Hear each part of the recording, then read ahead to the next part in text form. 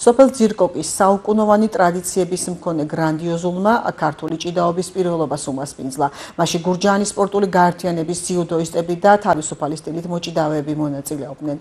გაერთიანების დირექტორის მოადგილის გიორგი ამისულაშვილის განმარტებით ნახერხზე 100-მდე უმცროსი კადეტი გამოვიდა. გამარჯვებულები და პრიზიორები 8 წონით კატეგორიაში გამოვლინდნენ, მათ შესაბამისი ხარისხის მედლები და სიგელები გადაეცათ.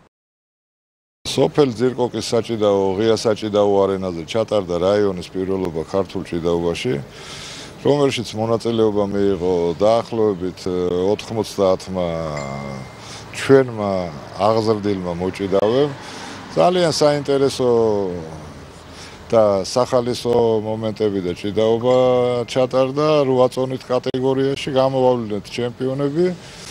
ღირსეული მომავალი ეზრდება ჩვენს რაიონს ქართული ჭიდაობის და ძიუდოს სახით და რა ვიცი იმედია რომ შემდგომში წარმატებები ექნებათ ჩვენს აღსაზრდელებს.